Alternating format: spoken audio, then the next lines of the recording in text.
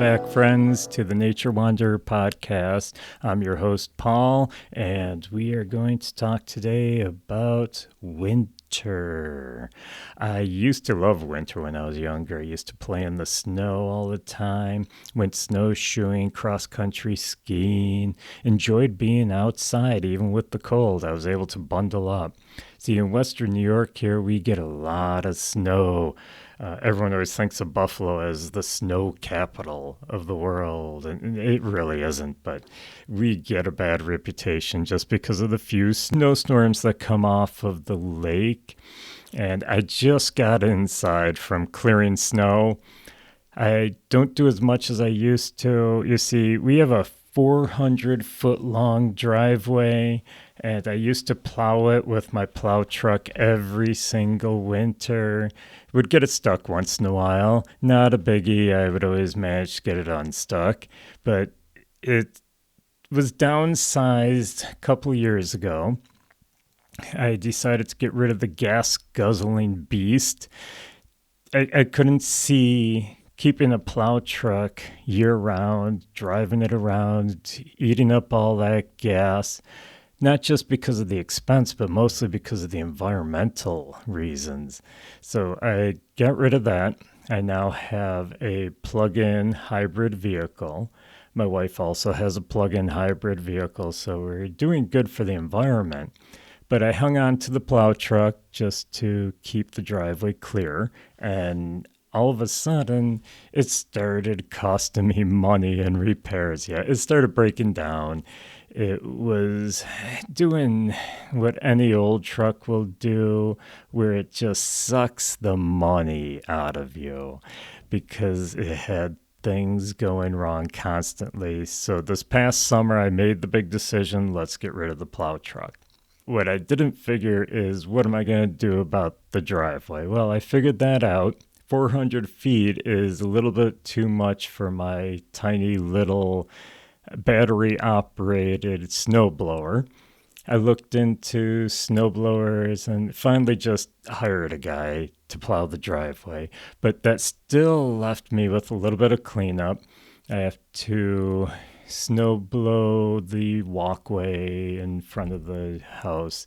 I have to snow blow the patio. So I do have a little bit of that. I have to get a path over to my chickens so that I can get food to them and collect eggs. And so I do have some winter cleanup. I was just out filling bird feeders as well, taking the compost out to the compost pile. Spent a little time outside. A little bit chilly, but now I'm inside where it's nice and warm, and I'm sitting here watching the birds outside the window, gathering food at my bird feeders. They're really happy that I filled them up. Just got some fresh peanuts for them, some suet, getting them, the nutrients, the fat that they need to keep them warm in the winter time. And that's what we're going to talk about today, is how do animals survive the winter? Most people are always worried about, how am I going to keep warm? How am I going to stay out of this cold weather, especially when you get older like me, and that fun weather playfulness in the snow just doesn't cut it anymore. And now it's too much of a chore. I understand all these people moving south for the winter, the snowbirds as we call them up here, headed south to Florida and all those other warmer climates to live out the winter in a nice warm place and not have to worry about shoveling snow, not have to worry about bundling up. My dogs go crazy this time of year because it takes me an extra 5 minutes before they can go out with me, because I got to put on my boots, I got to put on my hat, I got to put on my heavy jacket, my gloves. They don't like it either until they're out there. They just don't like waiting for me. They like going out and playing in the snow. It made me think one day, it's like, well, like most people, We think about keeping ourselves warm, keeping ourselves going through the winter, making sure the furnace is all tuned up, putting the patio furniture away, flagging the driveway for the snowplow, getting out all the winter clothes, putting away your summer clothes. That's what us people think about for winter. And then once all that prep work is done, what do? We sit back in a nice, heated, warm house, and we can look out the window and just say, I don't have to go out there today. Isn't it wonderful? How many people actually think about the wildlife? I mean, hopefully you're someone who does, and you keep your bird feeders filled and you help the birds and the other wildlife during the winter. But what are they doing naturally without our help? Well, that's kind of interesting because in the wintertime, there's a shortage of food for the wildlife. Why is there a shortage of food? Well, everything's buried under snow. The animals who are dependent on plants, in other words, they're eating fruits or berries, they're eating grains, they're eating seeds, nuts. Those plants have died off. They're in their winter hibernation. So there's a lack of food for these animals. Some animals are hibernating, they're in the ground, they're, out of sight. So it's harder for the predators to find food as well. There's a temperature drop, hard for them to find a nice warm place. There's also scarcity of open water. A lot of the water freezes over, so where are these animals going to find food? That's what I want to talk about, is how hard it is for the wildlife and what are they doing? How are they surviving? I mean, obviously some are not, but most are. They've adapted to these conditions. They've learned how to survive the cold weather, the winters in the northern climates. So what are birds doing? Well, most people know about migration. Some people don't understand why birds migrate or how they do, but they do know about migration. Migration is basically a bird going from one location to another. They're moving from a cold climate down to a warm climate when it gets cold so that they can find food easier, they can stay warm easier. But it's actually not about cold. A lot of people think birds migrate to stay warm. They actually migrate because of food. Warblers, for instance. Warblers are small birds. They are insectivores, eating insects. All the insects are hiding this time of year. They can't find them. They're not built for pecking a hole in a tree like a woodpecker would. So they have to follow their food source, go somewhere where the food is easier to find, which is warmer climate. So they head south for the winter. Now, not all birds migrate. Some birds will stick around. Some birds are adapted for this climate. We talked about woodpeckers last week and how they are built for pecking holes in trees. They're able to get to those insects that are hiding away in the wintertime. Some birds know about the place that insects hide. For instance, the chickadees and some of the other birds will actually peck holes in the galls that are on goldenrod. Inside of that gall is a tiny little insect that's hiding away. And he's going to go through a metamorphosis during the spring, but right now they're in those galls in their larva form. They are hiding away with a built-in antifreeze, but some of the birds know that they're in there, so they will peck a hole in that gall and get at the insect. So some birds are built for it. Some birds also migrate into the colder areas. We get birds around here in Western New York that migrate into our area from up in Canada and further north because they are having trouble finding some food. It's not the best area to find food around here, but it's easier than where they are. So that's why they come down into our area. So what about the birds that are sticking around?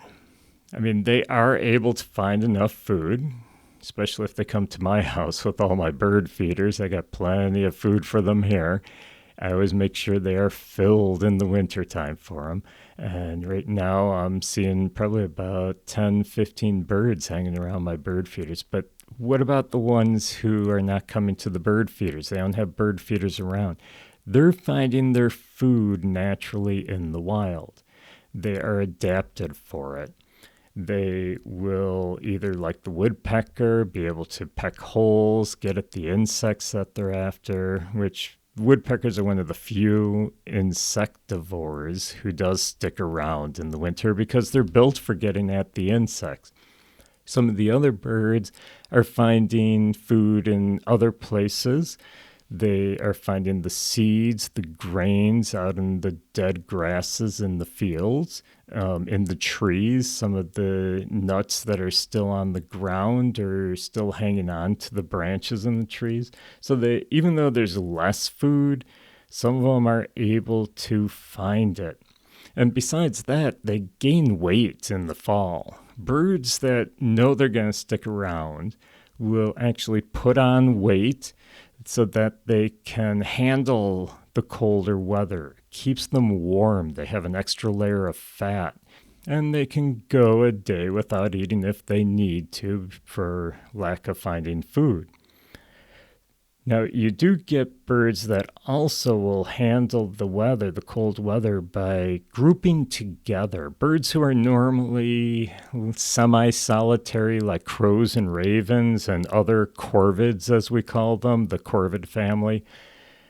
Blue jays are in there as well. They will actually start congregating together more. Helps in a couple of ways. First of all, protection.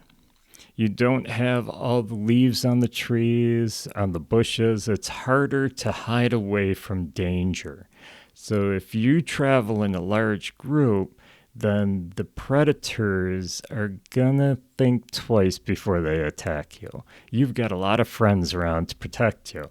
They congregate for that reason, but also at nighttime they will get together and they will kind of huddle together, and that helps keep them warm because they're keeping warm by each other's body weight. And the third reason for this congregation is it helps them find food. One guy finds food, maybe there's a roadkill and a raven found it. He will, well, after he gorges himself, then he'll go let all his friends know, hey, there's some good food over there at the side of the road, so they can all feed on it together.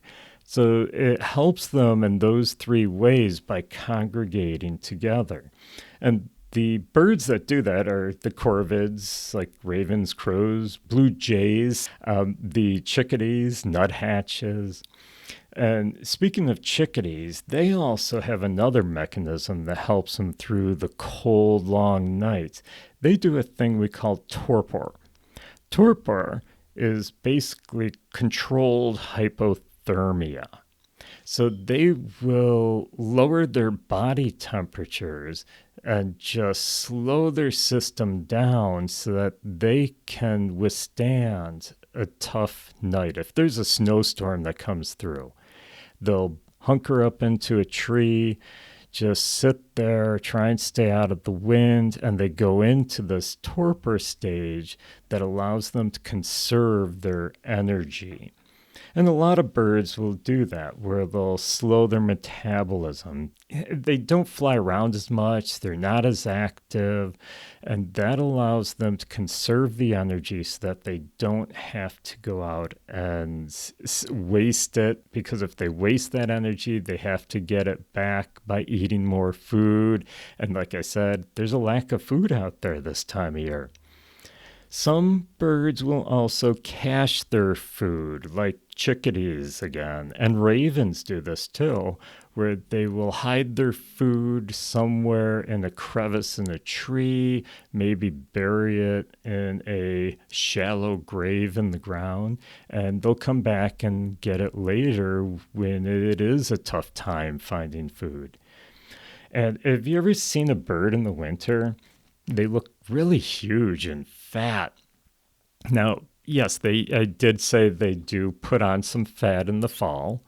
They want to build their body weight to keep them warm and to have some extra stores for the times when it is hard to find food. But that's not what I'm talking about. When these birds look really, really fat, what it is, they're fluffing up their feathers.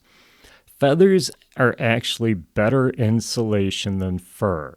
If you've ever seen a feather up close, they actually lock together. The ridges of the feather locks together, and it causes a shield over the bird. It's waterproof. The feather is completely waterproof, so if they get wet, they just shake and they're dry again.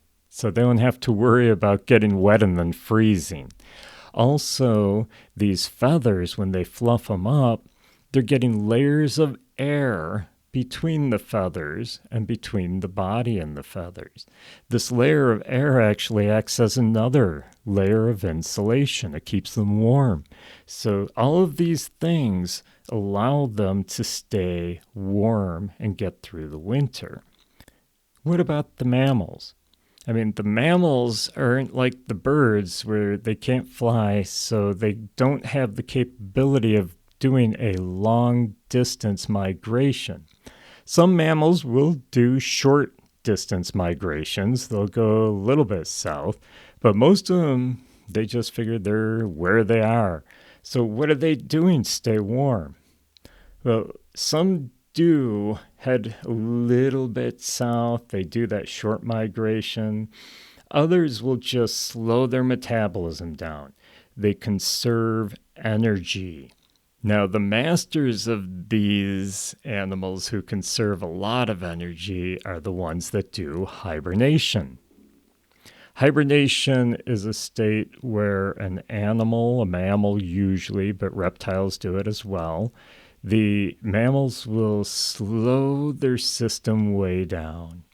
Their heart rate slows down. Their breathing, their respiration slows way down. Their body temperature drops quite a bit. And they go into this deep state of sleep. I call it sleep, but it's almost like a coma. Their body is slowing down so much that if you try to wake them up, they will not wake up immediately. It takes them a little while before they can come out of this hibernation state, this deep state of sleep. That is what we call hibernation. The animals, the mammals who don't go into this deep sleep, they are out seeking shelter in the fall, finding a nice place to sleep away the winter. The raccoons, for instance, they're way up in the trees trying to find a nice big hole up in the tree so that they can stay up in there and stay warm, stay away from danger, and then come down every once in a while to gather food. You have animals like squirrels who cache their food. Some people actually say squirrels are the best tree planters because although they do cache their food, they don't always remember where they cached it all. Or maybe it's that they just cached more than they needed over the winter and they leave the rest. But they do take their nuts and they will hide them somewhere. Mice will do this as well. There's a lot of mammals that will cache food in the wintertime so that they can go down, dig it up, and by caching, what I mean is they hide it somewhere. Sometimes they'll dig a hole in the ground, they'll put the food in the hole, and then they cover it up. Some animals will go into a camouflage stage. For instance, the ermine, your hares, and Arctic fox, they actually change their fur color to a white, and that helps to hide them. It hides them from the predators, but it also hides them from the prey. In the case of the ermine, in the case of, well, the ermine goes both ways. He's got hawks up there looking for him. So he wants to hide from the predators, but he's also a carnivore himself, so he's hiding from the prey that he's after. The Arctic fox is hiding from his prey. Hares, they're hiding from the predators. So all of them are changing white in the winter so they blend in with the snow.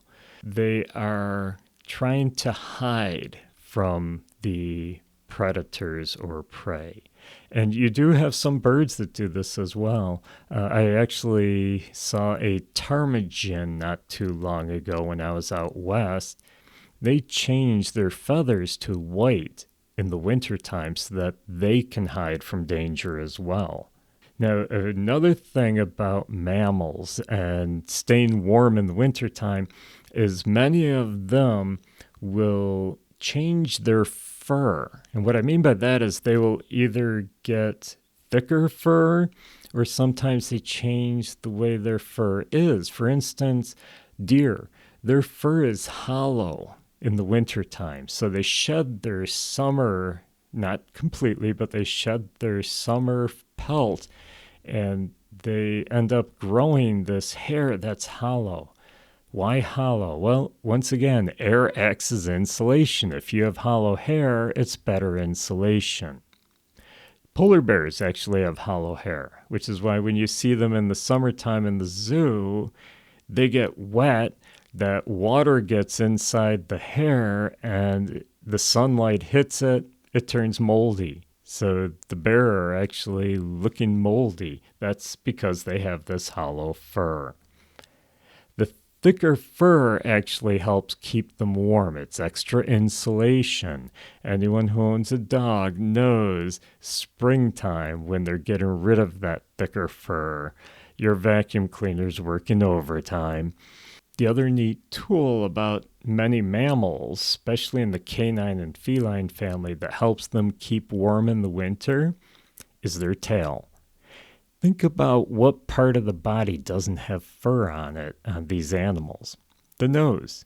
So when they sleep at night, they curl up into a ball trying to conserve that energy, that heat, and their tail goes over their nose. Tails serve other purposes, but in the wintertime, the tail helps keep their nose warm. It acts like a scarf. So they're breathing in the warm air that goes through their tail.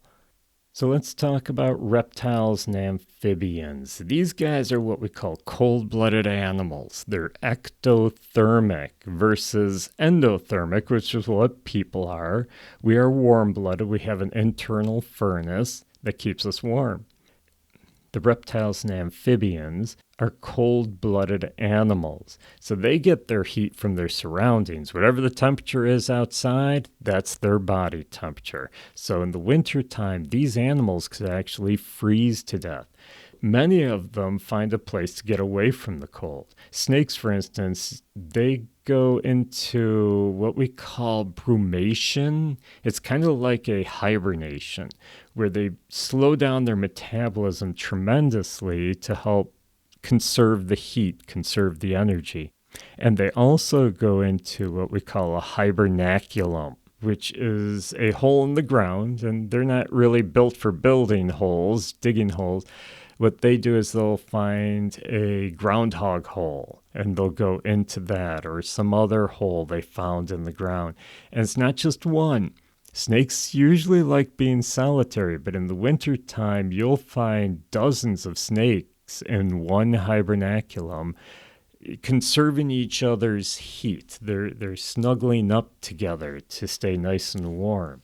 And your terrestrial turtles and toads, these are the guys who are on the land. They dig holes or they find leaf piles and they go underneath the leaf pile trying to get away from the cold by hiding. If you've ever been under a leaf pile, it's pretty warm under there. And it'll keep them alive through the winter as long as they find a warm enough place. There are a few frogs, like the spring peeper and the wood frogs, that go through what we could call a cryogenics. They have glucose in their blood, and that glucose allows them to basically act like an antifreeze. It gives them nutrition, but it also acts like an antifreeze to keep them from freezing in the wintertime. Many years ago, when I worked at a nature center, a guest who was hiking the trails found a spring peeper on top of a snowbank. And he thought it was dead, thought it was frozen. He figured we could use it in our displays to show people, so he brought it into our nature center. We took it and we put it into an aquarium, and sure enough, a couple hours later, we started hearing the peeping, and we noticed he came back to life. Now, we did keep him until spring and we let him outside, but he did this freezing thing. And in the springtime, they will actually go back into a normal state of function. So they unfreeze themselves. It's kind of interesting how they can do that. So that's spring peepers and your wood frogs. What about the aquatic turtles? They actually go deeper down into the water along with the fish, where the water stays a more warmer temperature. It's a more steady temperature. Anywhere below like 3 or 4 feet, you get a nice steady temperature and they can survive down there, absorbing the oxygen out of the water. So if the pond freezes over on the top, there's less oxygen getting into the water, and a lot of these animals can die down there. So this is how these animals survive the winter. They prepare ahead of time, and then when the winter comes, they've got these tools that help them to stay warm, to find food, to hibernate, to sleep away the winter. So they have all these tools that help them survive.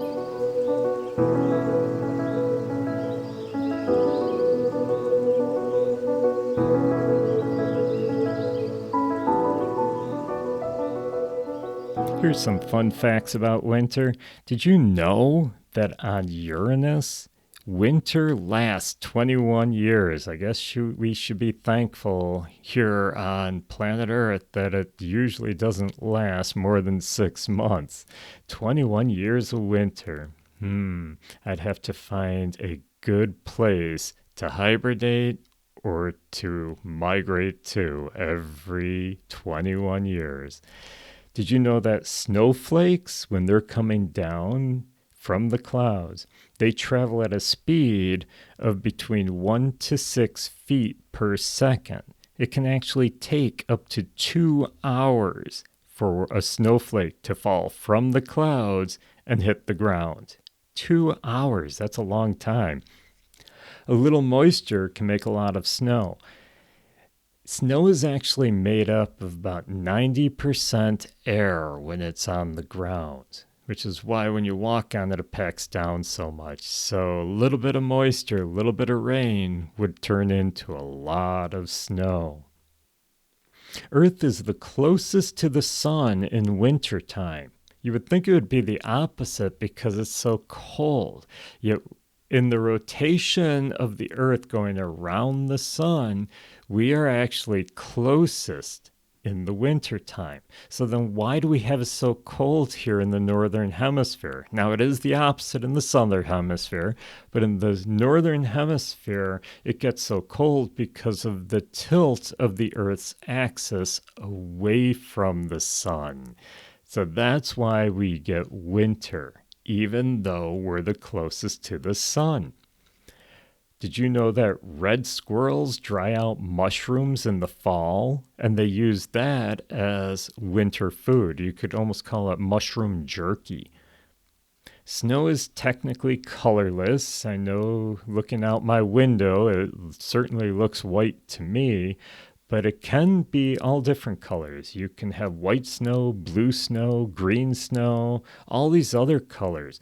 What it is when you get dust, algae, and other contaminants, that's what changes the color of the snow.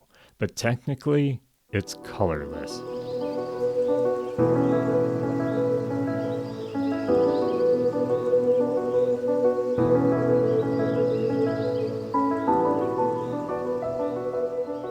So now that you know how these animals survive the winter, maybe you want to help them along their winter journey, their winter survival. How can you do that? Well, there's lots of different ways that you can actually help the animals in the wintertime. What I do on my property, when I'm cleaning up fallen branches off the trails that I have on my property, or maybe some branches fell off a tree, I make a brush pile. I have a couple of brush piles around my property. They help in a couple of ways. First of all, they act as insulation. So the animals, the smaller animals usually, birds, mice, squirrels, they can go inside of these brush piles and hide away in there and stay warm, especially if there's a winter storm with lots of high winds. They can stay in there and stay out of the wind. It also protects them against predators, gives them a safety zone. So brush piles are an easy thing to do to help keep the animals going throughout the winter. Also, if you do have bird feeders at your house, try to keep them filled in the wintertime. I always shudder when I drive past someone's house and I see all these bird feeders hanging from the trees or from shepherd hooks, and they're all empty. Why do you have them then? Fill them up. During the summer, I always say bird feeders are for our enjoyment. It's not so much for the birds. They're finding plenty of food out there. But in the winter time, it gets tough for them to find food, so it's good to keep the feeders filled for them. Gets them through the tough times, especially if you know a winter storm is coming. Fill them up. Get those birds nice and fat so that they can hide away for a couple of days until the storm passes. Try to go with high-fat foods, peanuts, suet. They help a lot more than just plain black oil sunflower. I'm not saying don't feed black oil sunflower or mixed seed, whatever your seed of choice is. Always also provide the suet and the peanuts. Fat content helps them to get through the cold winter months so much better.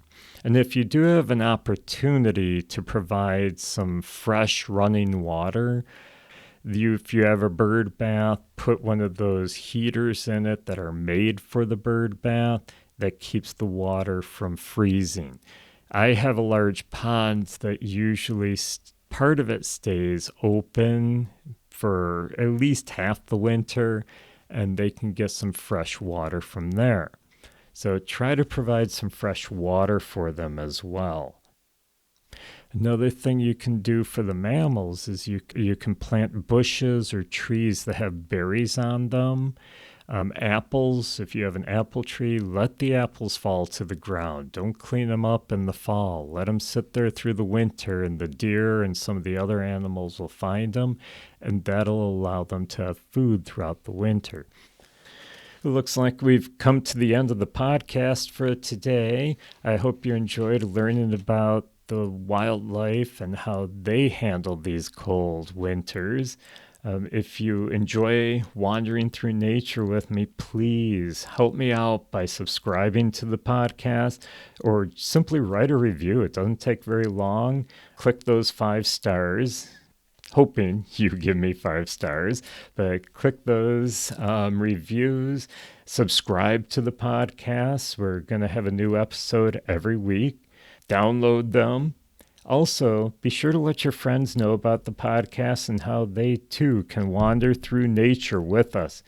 If you have any nature questions or ideas for future episodes, please feel free to drop me a message on my Instagram page at the_nature_wanderer or at my website at naturewanderer.org. You can also support the podcast by joining my Patreon, which will also give you extras, including videos, bonus podcasts, pictures, and much more. Have a great week and stay warm out there and keep exploring the nature around you.